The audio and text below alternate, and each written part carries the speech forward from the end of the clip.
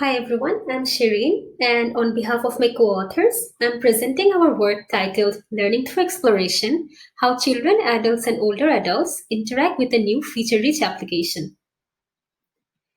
The problem space that we're looking at is modern feature rich applications such as Microsoft OneNote or Photoshop that offer hundreds of features organized under different menus.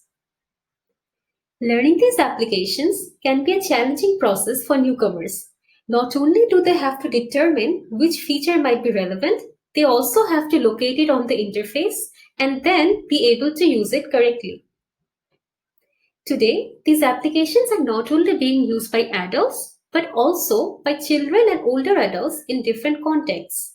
And often, the learnability problem is particularly acute for newcomers that include diverse age groups with different past experiences with technology.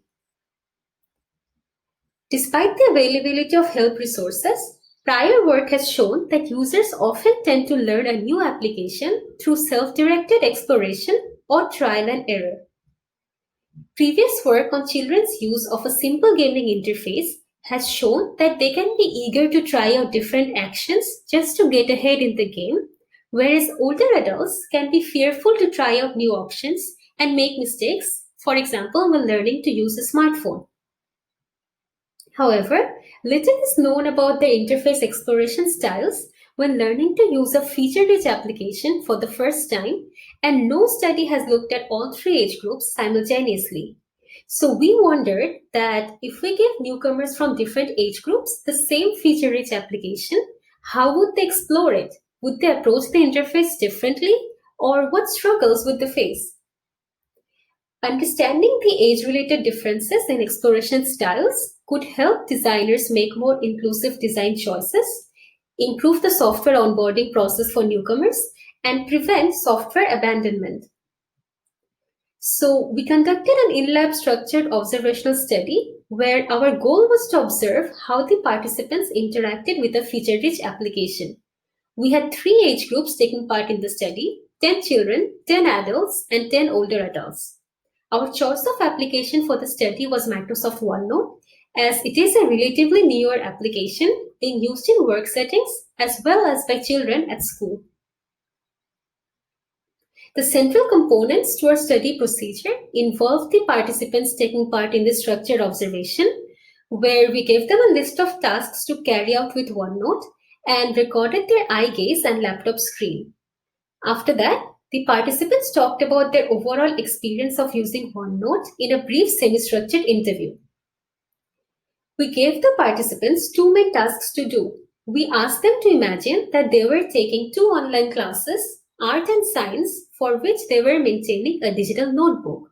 Both the art and the science tasks also had some subtasks.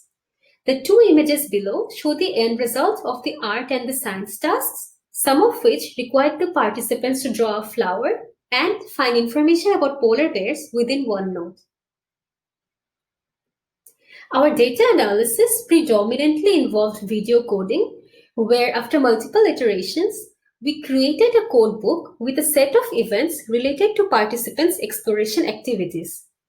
Some of the events included the participants making an off-task selection, which was not useful for the particular subtask that they were doing.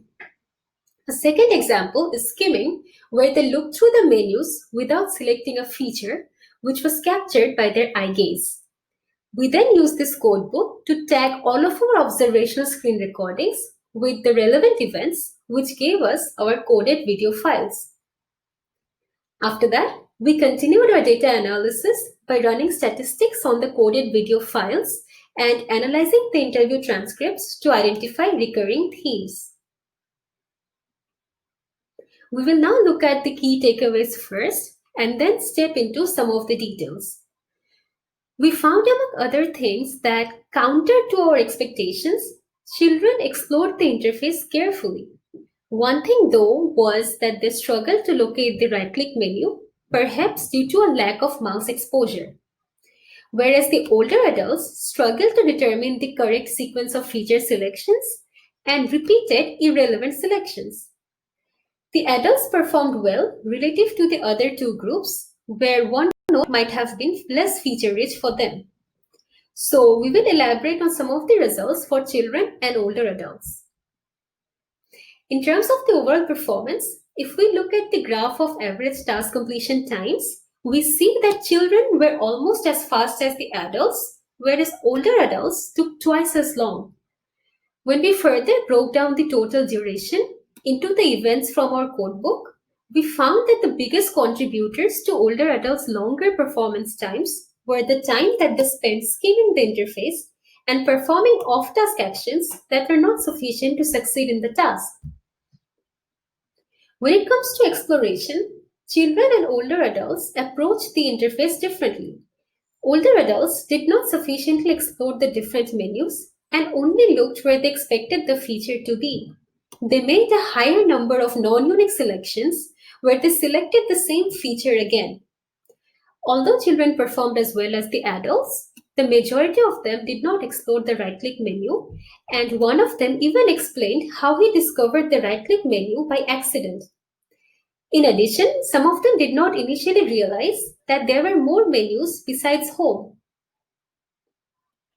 When we further looked at the nature of the non-unique selections made by the older adults, we found that they had these off-task selection cycles where they repeated the same sequence of irrelevant selections.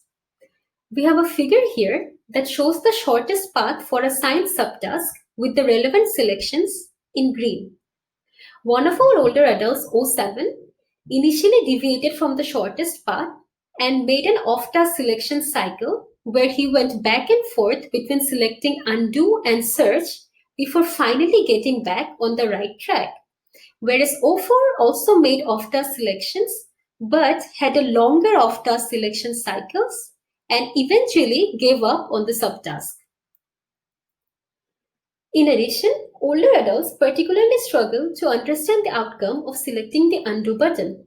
For example, if we select the search notebook button, it opens up a pop-up menu that impacts the interface but does not cause any change to the content of the notebook. However, the majority of our older adults selected the undo button, hoping to undo a selection but accidentally removed content from their notebook instead.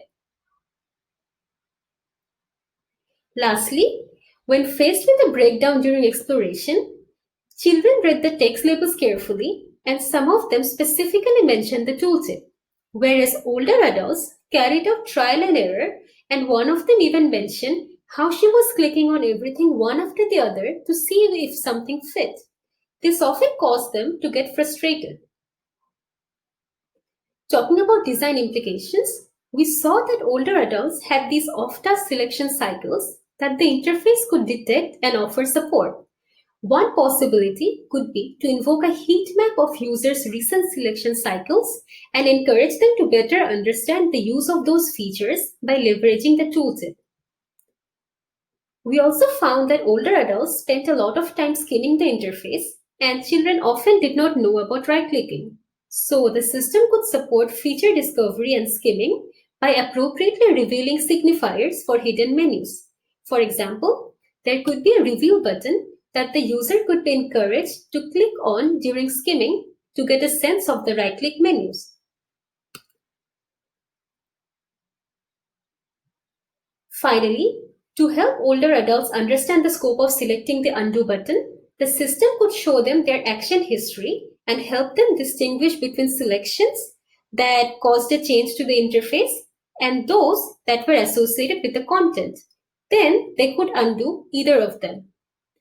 We envision these design recommendations to be particularly useful for children and older adults as they would be triggered based on the user's interaction.